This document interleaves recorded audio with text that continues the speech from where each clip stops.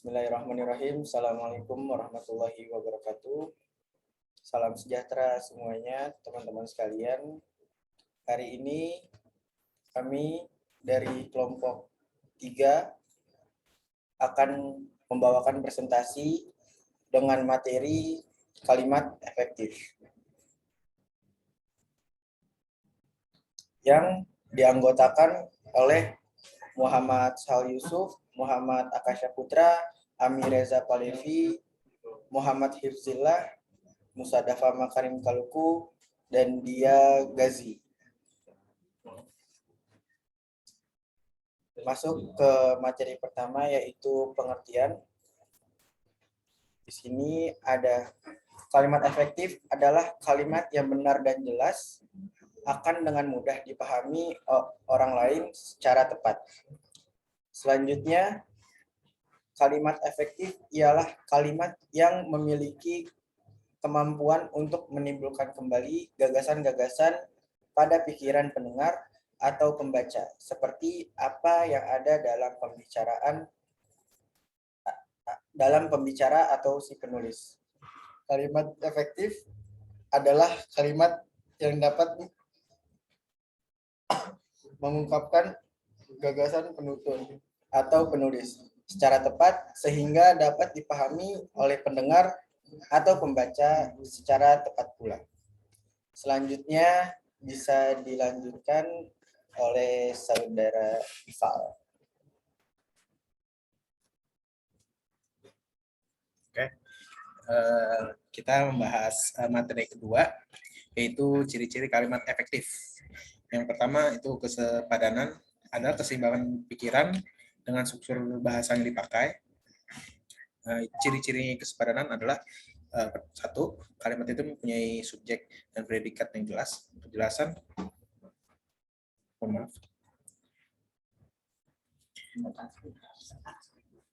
penjelasan subjek dapat dihindari dengan pakaian kata depan di dalam, dari, untuk, pada sebagai subjek. Yang kedua, tidak terdapat subjek yang ganda. Ketiga, kata penghubung intra kalimat tidak dipakai pada kalimat tunggal. Yang keempat, predikat tidak didahului oleh kata yang. Yang keduanya, keparalelan adalah kesamaan bentuk kata yang digunakan dalam kalimat. Jika bentuk kata pertama nomina, bentuk kata seterusnya juga nomina.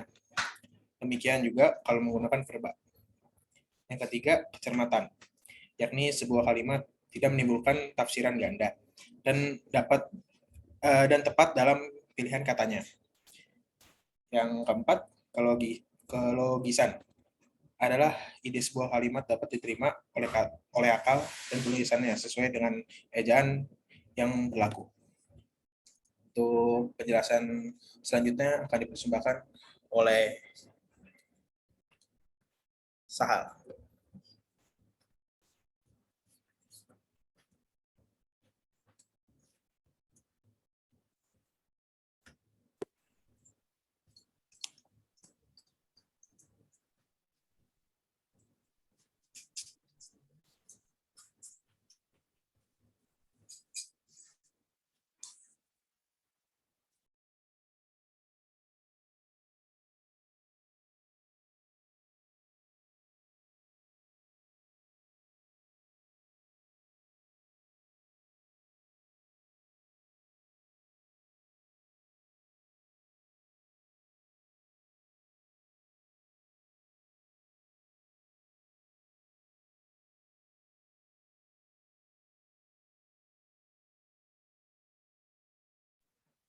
Selanjutnya, ketegasan.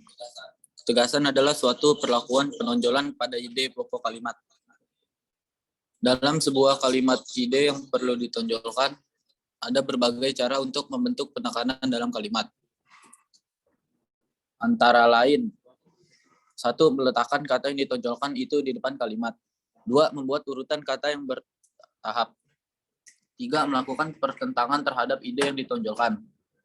4. Mempergunakan partikel penekanan atau penegasan. Selanjutnya, kehematan. Kehematan adalah hemat menggunakan kata, frasa, atau bentuk lain yang dianggap tidak perlu. Kehematan itu dapat dilakukan dengan berbagai cara seperti: 1. Penghematan dilakukan dengan cara menghilangkan pengulangan subjek. 2. Penghematan dapat dilakukan dengan cara menghindarkan pemakaian superordinat pada hiponimi kata. Yang ketiga, kehematan juga bisa dilakukan dengan cara menghindarkan kesinoniman dalam satu kalimat. Yang keempat, penghematan dapat dilakukan dengan tidak menjamakan kata-kata yang berbentuk jamak. Yang selanjutnya, kepaduan. Kepaduan adalah sebuah pernyataan dalam kalimat disampaikan tidak terpecah-pecah. Antara lain, 1. Kalimat yang padu, tidak bertele-tele, dan tidak mencerminkan cara berpikir yang tidak simetris. Oleh karena itu, hindari kalimat yang panjang dan bertele-tele. Yang kedua, kalimat yang padu menggunakan pola aspek agent verbal secara tertib dalam kalimat-kalimat yang berpredikat pasif persona. Yang ketiga, kalimat yang padu tidak perlu menyisipkan sebuah kata seperti daripada atau tentang antara predikat dan objek penderita.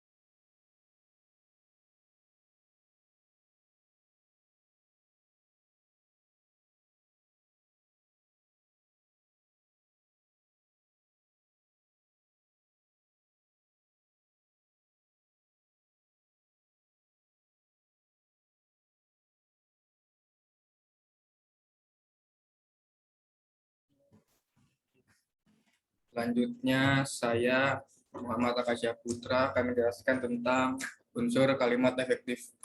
Kalimat efektif terdiri dari subjek, predikat, objek, dan keterangan. Subjek adalah bagian dari kalimat yang menunjukkan pelaku dapat berupa orang, tempat, atau benda. Dan predikat itu adalah bagian kalimat yang menunjukkan apa yang dilakukan oleh subjek, biasanya berupa kata kerja. Dan selanjutnya objek. Objek merupakan bagian kalimat yang menunjukkan hal atau benda yang menjadi sasaran, biasanya berupa nomina. Dan yang terakhir keterangan. Keterangan merupakan kalimat yang menunjukkan tujuan, cara, waktu, tempat, dan sebab akibat. Biasanya ditandai dengan penggunaan konjungsi atau kata hubung.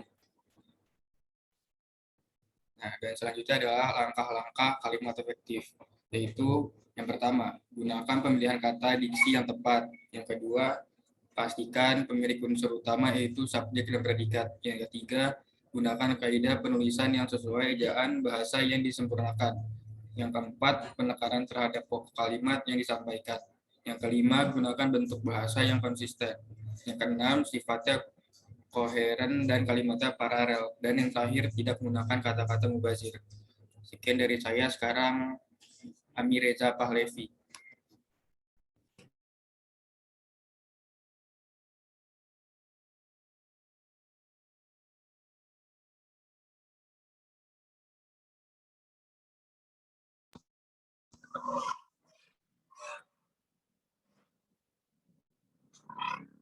Langkah-langkah kalimat efektif.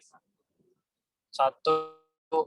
Pemilihan kata diksi yang tepat. 2. Pastikan memiliki unsur utama yaitu subjek dan predikat. 3.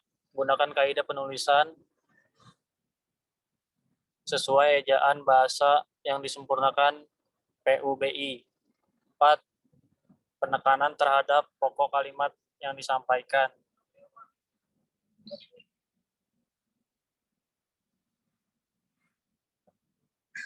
Contoh kalimat efektif. 1. Kesepadanan. Memiliki subjek dan predikat yang jelas. Dalam seminar pendidikan kemarin membicarakan UU pendidikan yang baru. Salah. Contoh benarnya seminar pendidikan kemarin membicarakan UU pendidikan yang benar. Yang baru. 2. tidak terdapat subjek yang mengganda pemeriksaan polisi, itu Rina dinyatakan bersalah. Yang benarnya adalah dalam pemeriksaan polisi. Ini gimana sih? Lu gimana ini?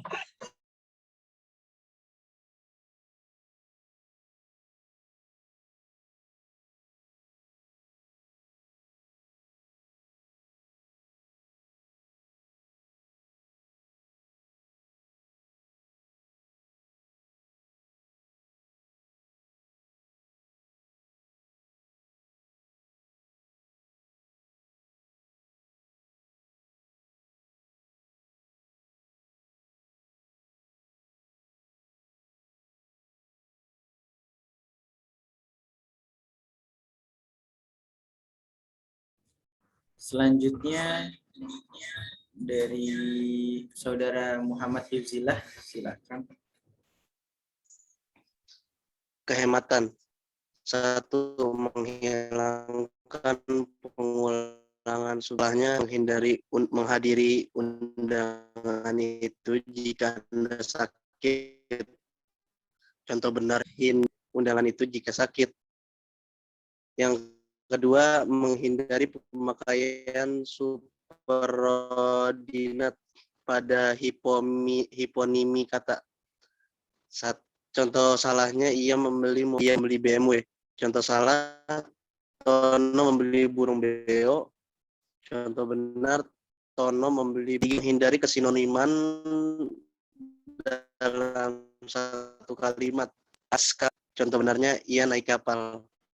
Yang keempat, tidak menjamakan kata-kata berbentuk jamak. Contoh salahnya, semua masyarakat mengikuti upacara menaikkan bendera di Istana Negara melalui siaran langsung di televisi. Contoh benarnya, masyarakat mengikuti upacara menaikkan bendera di Istana Negara melalui siaran langsung di televisi. Selanjutnya, kepaduan. Yang pertama, hindari kalimat yang panjang dan bertele-tele. Kita harus dapat mengembalikan kepada kepribadian kita orang-orang kota yang telah terlanjur meninggalkan rasa kemanusiaan itu dan secara tidak sadar bertindak keluar dari kepribadian manusia Indonesia dari sudut kemanusiaan yang adil dan beradab. Yang kedua, menggunakan pola aspek agen verbal secara tertib. Contoh salah, mobil itu saya sudah bayar. Contoh benarnya, mobil itu sudah saya bayar. Yang ketiga, tidak perlu menyisipkan sebuah kata seperti daripada atau tentang. Yang contoh salahnya, Pak Budi memerintahkan daripada seluruh karyawannya untuk bekerja lebih giat. Contoh benarnya, Pak Budi memerintahkan seluruh karyawannya untuk bekerja lebih giat.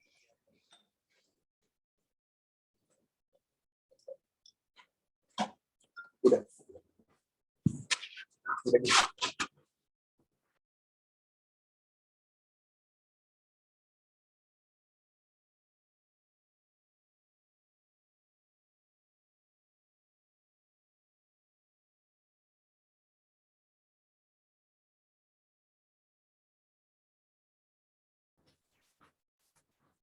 Ya, selanjutnya di sini ada referensi yaitu Yanti Prima Gusti, Fairul Zabadi, dan Fauzi Rahman 2016, Bahasa Indonesia, Konsep Dasar dan Penerapan Jakarta PT Grasindo.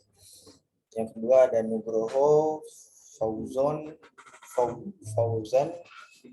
TPI 2020 TR3 2021, yaitu ciri-ciri kalimat efektif, unsur dan contoh yang perlu dipahami.